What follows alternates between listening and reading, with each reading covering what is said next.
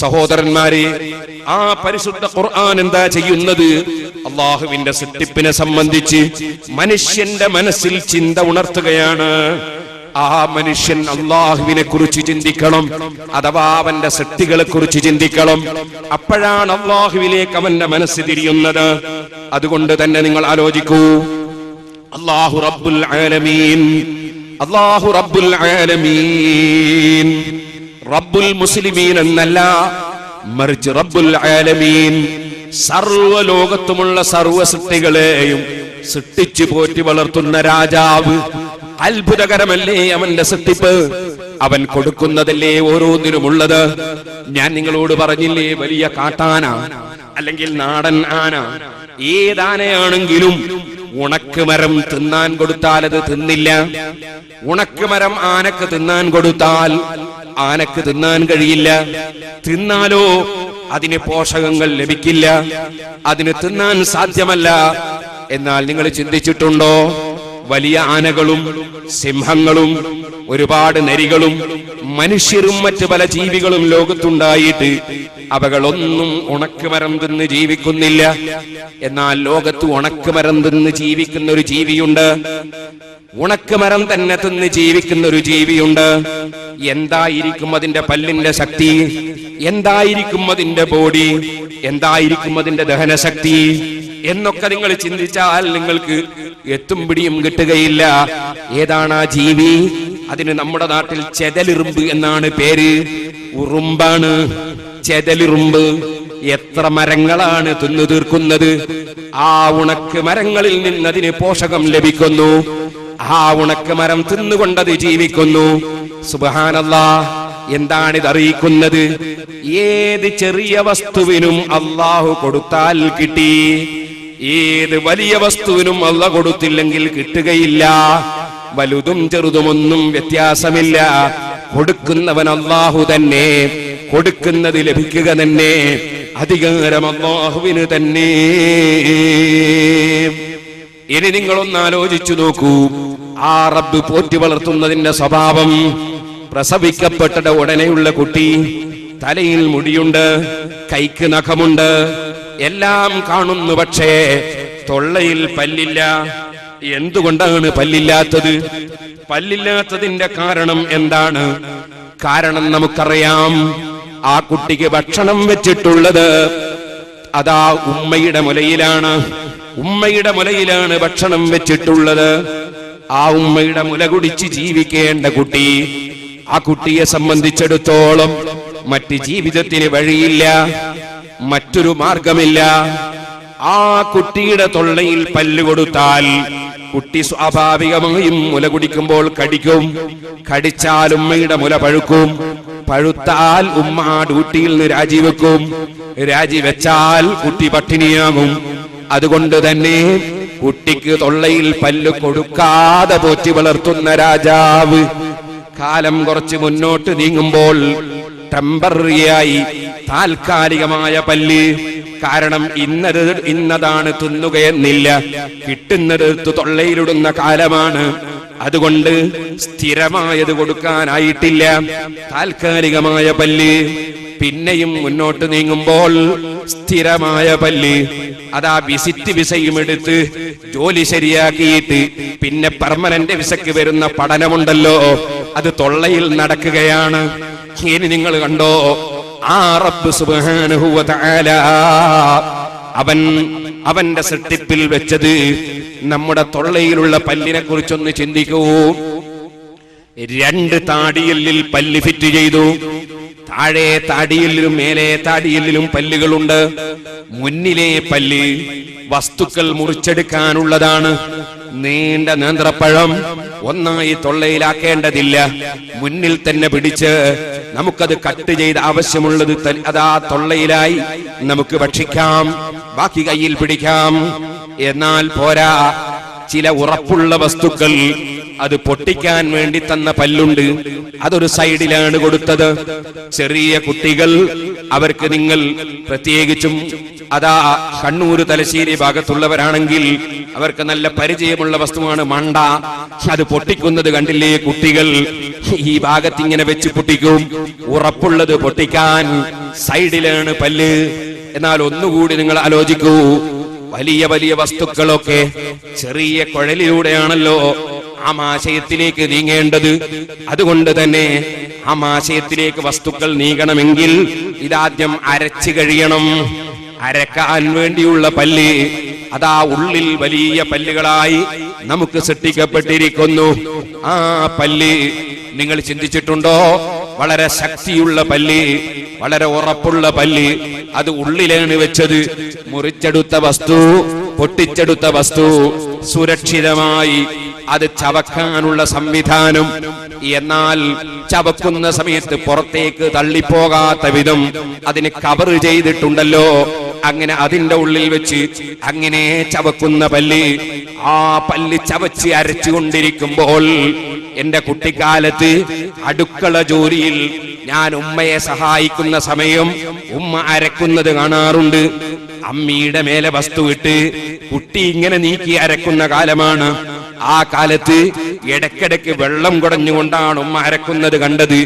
അരവ് നടക്കാൻ വെള്ളം വേണം. തൊള്ളയിൽ അപ്പപ്പോൾ ആവശ്യമായ വെള്ളം അതാ അല്ലാഹു സംവിധാനിച്ചിരിക്കുന്നു. ഓട്ടോമാറ്റിക്കായി വെള്ളം വന്നുകൊണ്ടിരിക്കുന്നു. അരച്ചുകൊണ്ടിരിക്കുമ്പോൾ വെള്ളം വന്നുകൊണ്ടിരിക്കുന്നു. ആ ഉമിനീരും കൂട്ടി അരക്കുമ്പോൾ അല്ലാഹു വെച്ച സംവിധാനം കണ്ടോ നിങ്ങൾ? താഴെ താടിയല് നിങ്ങൾ വലത്തോ ഇടത്തോ മുന്നിലോ പിന്നിലോ വലിച്ചാൽ അങ്ങോട്ടും ഇങ്ങോട്ടും നീങ്ങും. നിങ്ങളൊന്ന് വലിച്ചു നോക്കൂ, ഏത് ഭാഗത്തേക്കും താഴെ താടിയല് നീങ്ങും. അതുകൊണ്ട് തന്നെ പല്ലങ്ങോട്ടും ഇങ്ങോട്ടും നീങ്ങും. പക്ഷേ മേലെ താടിയല് അത് നിങ്ങൾ എങ്ങോട്ട് വലിച്ചാലും നീങ്ങുകയില്ല, അതൊരേ നൃത്തം നിൽക്കും. കാരണം അരവ് നടക്കണമെങ്കിൽ അമ്മിയും കുട്ടിയും ഒരേ സമയത്ത് കറങ്ങാൻ പാടില്ല. അമ്മി കറങ്ങുമ്പോൾ കുട്ടി കറങ്ങരുത്, കുട്ടി കറങ്ങുമ്പോൾ അമ്മി കറങ്ങരുത്. പഴയകാലത്ത് അമ്മി എവിടെ നിൽക്കുകയും കുട്ടി കറങ്ങുകയും ചെയ്യുന്നതാണ് പഴയകാല സ്വഭാവം. ഇപ്പോൾ പല സ്ഥലത്തും ഖിയാമത്ത് നാളാണല്ലോ, ചെറിയ കുട്ടികൾ വീട്ടിലിരുന്നിട്ട് പ്രായമുള്ളവർ അങ്ങാടിയിൽ പോയി വസ്തു വാങ്ങിക്കൊണ്ടുവരുന്ന കാലമാണല്ലോ. ഇപ്പോൾ കുട്ടി എവിടെ നിന്നിട്ട് അമ്മി കറങ്ങലാണ് പതിവ്.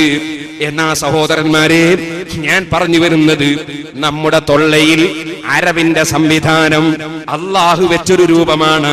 മേലെ താടിയിൽ അനങ്ങുന്നില്ല, താഴെ താടിയിൽ നീങ്ങിക്കൊണ്ടിരിക്കുന്നു. അരക്കാനുള്ള സംവിധാനം. എന്നാൽ ഈ തൊള്ളയിൽ ആദ്യം ഭക്ഷണം എത്തണ്ടേ? അതിനല്ലാഹു ചെയ്തതെന്താണ്?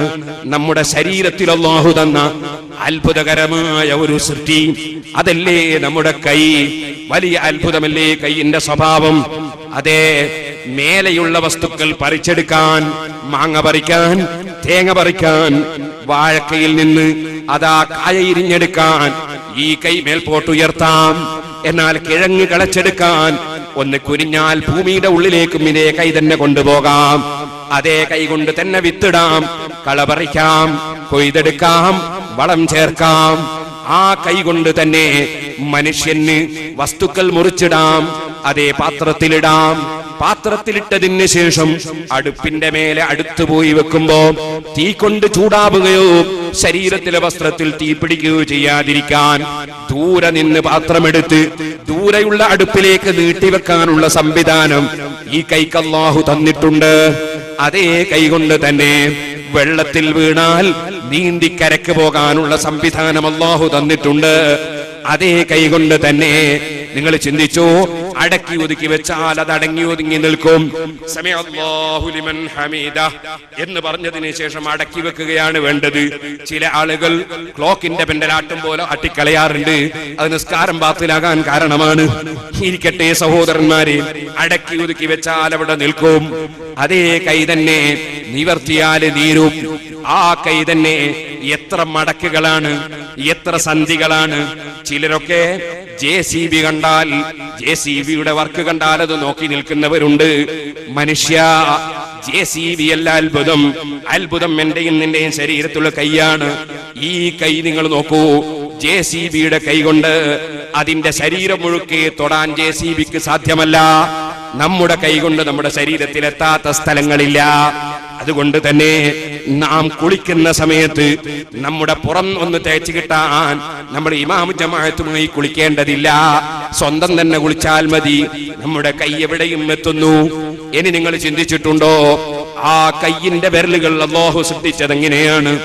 ആ വിരലുകൾ വെവ്വേറെ വിരല്, ഇതൊന്ന് കൂട്ടിയിട്ട് ഒരു കോരി പോലെയാണ് സൃഷ്ടിക്കുന്നതെങ്കിൽ നിങ്ങൾ ആലോചിച്ചു നോക്കൂ, നമ്മൾ അയക്കൂറ തിന്നലെങ്ങിനെ, മത്സ്യം തിന്നലെങ്ങിനെ? കാരണം മുള്ളു മാറ്റിയിട്ട് വേണ്ടേ തിന്നാൻ. അതിന് ഈ വിരലുകൾ ക്ലിപ്പായി ഒരു കൊക്കയായി തന്നെ പ്രവർത്തിക്കണ്ടേ? അതിന് വെവ്വേറെയായി മത്സ്യം അതിൽ നിന്ന് അതിന്റെ മാംസഭാഗം എടുത്ത് മുള്ളു നീക്കാൻ അല്ലാഹു വെച്ചു. അല്ലാഹു ജല്ല ജലാലുഹു പരിശ്രമം നടത്തണമെന്ന നിലക്കാണ് മനുഷ്യനെ സൃഷ്ടിച്ചത്. അതുകൊണ്ടാണല്ലോ മത്സ്യത്തെ അല്ലാഹു തആല ഇവിടെ കരക്ക് സൃഷ്ടിച്ചിട്ടില്ല.